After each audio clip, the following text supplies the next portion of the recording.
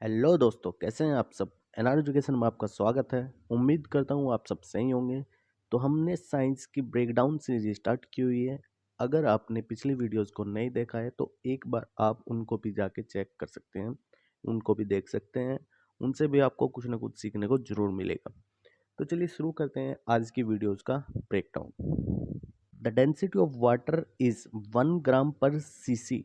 अब देखो यहाँ पे जो सीसी होता है इसका मतलब होता है सेंटीमीटर क्यूब।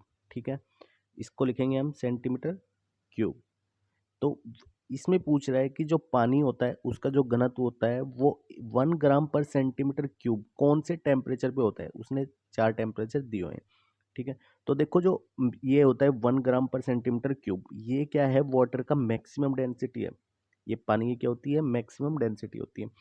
तो ये होती है कौन से टेम्परेचर पे, 4 डिग्री सेंटीग्रेड पे। ठीक है, अब बात करें अगर 0 डिग्री सेंटीग्रेड की, कि भाई 0 डिग्री सेंटीग्रेड पे कितनी डेंसिटी होती है उसकी, तो उसकी वैल्यू होती है 0.998 ग्राम पर सेंटीमीटर क्यूब।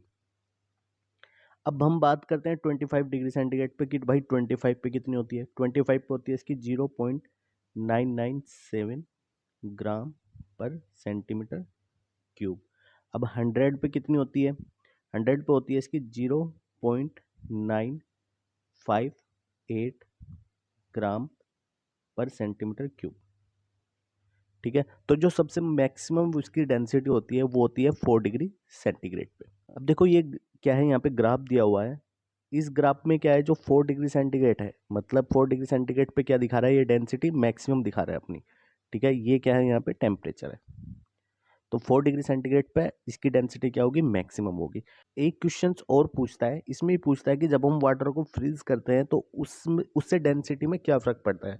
उसकी डेंसिटी बढ़ती है या फिर घटती है या फिर कांस्टेंट रहती है या फिर कुछ भी चेंज नहीं होता उसमें। तो इसमें देखो क्या होता है। तो देखो जब वाटर को क्या करते हैं, फ्रीज करते हैं, तो टेम्परेचर क्या होगा, ऐसे जाएगा। मतलब 0 से 0 डिग्री सेंटीग्रेड पे क्या होता है, वाटर फ्रीज होता है। तो इसका मतलब टेम्परेचर क्या होगा, इस साइड में होगा। तो अब देखो ये 4 डिग्री सेंटीग्रेड पे तो ये क्या है, मैक्सिमम है। अब ये जा रहा है, डेंसिटी जाएगी इसकी ऐसे इस साइड में। तो इसका मतलब डेंसिटी भी क्या हो रही है, कम होती जा रही है। तो फ्रीज करते जाएंगे, डेंसिटी क्या होगी इसकी, कम होती जाएगी। इसका मतलब जब वाटर को क्या करते हैं, फ्रीज किया जाता है, तो उसकी डेंसिटी क्या होती है, कम होती जाती है। ठीक है, तो ये भी पॉइंट आपको याद रखना है। उसके बाद में इसकी एक यूनिट और होती है कि भाई 4 डिग्री सेंटीग्रेड पे कितना होता है, 1 ग्राम पर सेंटीमीटर क्यूब। ये तो होता है सेंटीमीटर क्यूब में। ठीक है, एक होता है 1000 किलोग्राम पर मीटर क्यूब, ये होता है एसआई यूनिट में। उसके बाद में एक यूनिट और है इसकी, वो भी वैल्यू याद रखनी है आपको, 62.43 LB पर फीट क्यूब। ठीक है, अब ये एलबी क्या है, पाउंड है यहाँ पे, मतलब ये वेट को शो करता है यहाँ पे पाउंड और पर फीट क्यूब में। ठीक है, एलबी का मतलब होता है लिब्रा। लिब्रा जो मतलब एंशियंट टाइम में यूज किया जाता था, जिसका मीन्स होता है बैलेंस करना। ठीक है, या फिर स्केलिंग भी इसको बोला जाता था। चलिए नेक्स्ट क्वेश्चन देखते हैं। नेक्स्ट क्वेश्चन है, microphone is a device which transform the. तो माइक्रोफोन क्या एक डिवाइस है जो इनमें से किस चीज का ट्रांसफॉर्म करता है, तो इनमें ये बताना है। पहला ऑप्शन दिया है sound signal into current signal में। उसके बाद current signal into sound signal में, sound signal into light signal, या फिर light signal into sound signal. तो देखो जो माइक्रोफोन होता है वो हमारा साउंड सिग्नल को, ठीक है, जो साउंड सिग्नल होता है उसको कन्वर्ट करता है करंट सिग्नल में। ठीक है, तो इसका मतलब sound signal into current signal, option number A क्या रहेगा, इसका करेक्ट आंसर होगा। ठीक है, अब उसके बाद में इसका है ना थोड़ा स्ट्रक्चर देखते हैं माइक्रोफोन का क्या क्या होता है। देखो माइक्रोफोन में क्या होता है, डायफ्राम लगा हुआ होता है, एक मैग्नेट होती है, कॉइल्स लगे रहते हैं। तो यहाँ से सिग्नल जाता है इधर। तो यहाँ से सिग्नल क्या होता है, डिटेक्ट होता है। इधर से क्या होती है, ऑडियो आती है हमारी, जो भी ऑडियोज वगैरह हम डालते हैं इसमें, ठीक है, माइक में। उसके बाद में इधर सिग्नल आउटपुट में जाता है। ठीक है, और ये सिग्नल जो होता है ये होता है वोल्टेज टर्म में। जो सिग्नल होता है ये क्या होता है, वोल्टेज की टर्म में होता है। अब देखो इसमें क्या होता है, जो भी ऑडियोबल रेंज होती है, मतलब ये वाली जो रेंज है, ये कहाँ तक की ये जो माइक्रोमीटर है ये डिटेक्ट कर सकता है इसको। तो उसकी जो रेंज होती है वो होती है 20 हर्ट्ज से लेके, ठीक है, ये 20 किलो हर्ट्ज तक होती है ये एक रेंज। मतलब इस रेंज में ही माइक्रोफोन क्या कर सकता है, एक इफ अच्छी इफिशियंसी से काम कर सकता है। ठीक है, इसमें एक टर्म और है डिस्टोर्शन, वो भी आपको याद रखनी है। डिस्टोर्शन क्या होता है, देखो डिस्टोर्शन को समझो पहले तो क्या होता है। तो डिस्टोर्शन जो होगा, भाई डिस्टोर्शन होता है मतलब कि जैसे हम माइक में बोलते रहते हैं तो उससे क्या होता है, एक अनइवन रिस्पॉन्स आता है। मतलब कहीं कहीं पे ऑडियो कट गई, कहीं कहीं पे क्या होगी, ज़्यादा होगी, कहीं पे कम होगी, तो उसको क्या बोलते हैं, अनइवन रिस्पॉन्स बोलते हैं। तो अनइवन रिस्पॉन्स भी क्या होना चाहिए, माइक्रोमीटर में <5% होना चाहिए। ठीक है, तो ये भी क्या होना चाहिए, 5% से कम होना चाहिए। इससे ज़्यादा होगा तो माइक्रोफोन क्या करेगा, मतलब सही इफिशियंसी से काम नहीं करेगा। नेक्स्ट क्वेश्चन देखते हैं। Lockjaw is the last phase of which of the following disease, यानी कि जो लोक्जा है ये इनमें से कौन सी डिसीज की लास्ट फेज है। तो देखो ये होती है टिटनेस की। टिटनेस की ये क्या है, लोक्जा लास्ट फेज है। लोक्जा में क्या होता है, जो हमारे जबड़े हो जाते हैं वो क्या होते हैं, लॉक हो जाते हैं। तो उसी की ये क्या होती है, टिटनेस की लास्ट फेज हो जाती है। ठीक है, अब देखो ये टिटनेस आया तो इससे ना थोड़ा पॉइंट्स देखते हैं इसके। देखो टिटनेस क्या है, ये बैक्टीरियल इन्फेक्शन डिसीज है। इसका जो टॉक्सिन होता है वो क्या होता है, बैक्टीरियम होता है, और इसको क्या बोलते हैं, लोक्सा, इसका दूसरा नाम है। ठीक है, लोक्जा बोलेंगे इसको, सा नहीं, ये क्या है, लोक्जा।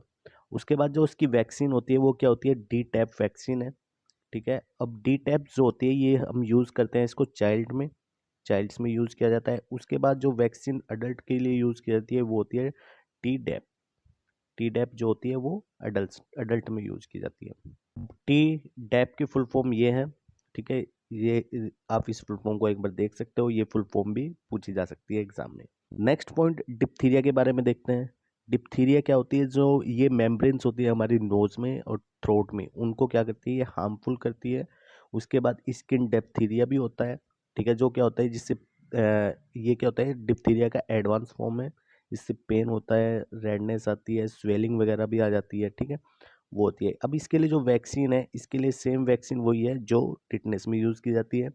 इसमें भी डी टैप यूज़ करते हैं, और दूसरी जो वैक्सीन है टी डैप, वो भी इसमें यूज़ की जाती है। सेम ये चाइल्ड्स के लिए यूज़ करते हैं, ये किसके लिए, अडल्ट के लिए यूज़ करते हैं। अब उसके बाद देखते हैं निमोनिया के बारे में। ठीक है, निमोनिया क्या होती है, इसमें टू टाइप्स की वैक्सीन यूज़ करते हैं। एक होती है कंजुगेट वैक्सीन, एक होती है पॉलीसेकेराइड वैक्सीन। उसके बाद सिफिलिस होता है। सिफिलिस क्या है, ये बैक्टीरियल डिसीज है, और ये किसकी वजह से होती है, मोस्टली जो सेक्सुअल केसेस होते हैं उनकी वजह से होती है। अब चलिए नेक्स्ट क्वेश्चन देखते हैं। नेक्स्ट क्वेश्चन में क्या दिया हुआ है, एक्सरे रीजन लाई बिटवीन, जो एक्सरे होती है वो इनमें से किसके बीच में लाई करती है। ठीक है, तो इसमें बताना है। तो जो एक्सरे होती है वो लाई करती है गामा रेज, और जो अल्ट्रा वायलेट रेज होती है इनके बीच में लाई करती है। अब देखो इसका है ना एक ग्राफ समझते हैं, उससे सारे क्लियर होगा। देखो जो एक्सरे होती है वो किसके बीच में लाई करती है, gamma ray and UV, ultraviolet rays के। उसके बाद जो विजिबल लाइट होती है, ये भी पूछा जाता है ये कौन सी रेज के बीच में मतलब लाई करती है। तो ये क्या होता है, यूवी और जो इंफ्रारेड होता है उनके बीच में लाई करती है। उसके बाद सबसे कम जो वेवलेंथ है वो किसकी होती है, गामा रेज की, और जो सबसे अधिक होती है वो किसकी होती है, रेडियो वेव की होती है। उसके बाद जो हायर एनर्जी होती है वो भी किसकी होती है, रेडियो वेव की होती है। अब उसके बाद जो गामा रेज है इनकी वेवलेंथ कम है, तो इनकी वेवलेंथ कम है तो इनकी फ्रीक्वेंसी क्या रहेगी, ज़्यादा रहेगी। ठीक है, तो ये क्या है, सीक्वेंस दिया हुआ है इस साइड से इस साइड तक वेवलेंथ का, कि इस साइड से इस डायरेक्शन में जाएंगे तो वेवलेंथ क्या हो रही है, बढ़ रही है। उसके बाद जो विजिबल लाइट होती है उनकी वेवलेंथ की रेंज क्या होती है, 380 से लेके 750 नैनोमीटर तक की। ये भी पूछा गया है एग्जाम में कि विजिबल लाइट की रेंज क्या होती है। ठीक है, नेक्स्ट क्वेश्चन देखते हैं। Materials for rainproof coats and tents on their waterproof properties too. इसका मतलब इसमें पूछ रहा है जो मटेरियल्स होते हैं, जो क्या होते हैं, रेन प्रूफ होते हैं या फिर वाटर प्रूफ होते हैं। ठीक है, उनमें से कौन सी प्रॉपर्टी होती है इसमें। तो जो भाई वो प्रॉपर्टी होती है वो होती है सतह तनाव, यानी कि सरफेस टेंशन। अब सरफेस टेंशन की वजह से ही वे क्या रहते हैं, रेन प्रूफ रहते हैं, वाटर प्रूफ रहते हैं। ठीक है, अब इसको सरफेस टेंशन को समझो, ये सरफेस टेंशन है क्या। देखो सरफेस टेंशन क्या होता है, सरफेस टेंशन किसी भी जो फ्लूइड होते हैं उनकी एक प्रॉपर्टी है कि वे कम से कम एरिया में अपने आप को स्टेबल रखेंगे। सरफेस टेंशन जो होता है उसकी वैल्यू होती है एफ अपॉन एल। एफ, तो इसकी यूनिट क्या बनेगी, फोर्स की यूनिट क्या होती है, न्यूटन, और एल की यूनिट क्या होती है, मीटर। तो न्यूटन पर मीटर इसकी क्या आती है, यूनिट आती है। उसके बाद स्पेसिफिक ग्रेविटी क्या होती है, ये रिलेशन होता है स्पेसिफिक ग्रेविटी जो होती है, ये रिलेशन होता है जो लिक्विड की डेंसिटी होती है उसके बाद जो स्टैंडर्ड फ्लूइड की डेंसिटी होगी उसके रिस्पेक्ट में। जैसे अगर बात करें वाटर की, तो वाटर की लेंगे यहाँ पे, ठीक है। वो क्या आएगी, स्पेसिफिक ग्रेविटी आएगी। उसके बाद इलास्टिसिटी क्या होती है, इलास्टिसिटी ये होती है कि कोई भी मटेरियल है वो कितना इलास्टिक है, मतलब वो कितना इजीली मतलब खिंच जा रहा है, ठीक है। वो क्या होता है, इसकी इलास्टिसिटी होती है। नेक्स्ट क्वेश्चन है the infective stage of malaria, यानी कि जब मलेरिया हो जाता है, ठीक है, तो उसकी जो इन्फेक्शन स्टेज होती है तो उसको इनमें से क्या बोलते हैं। इस क्वेश्चन का आंसर बताना है आपको कमेंट करके। आई होप आपको इस वीडियो से बहुत कुछ सीखने को मिला होगा। अगर आपने पिछली वीडियोस को नहीं देखा है तो आप पिछली वीडियोस को भी जाकर एक बार देख सकते हैं। तो फिर मिलते हैं नेक्स्ट वीडियो में, तब तक के लिए जय हिंद।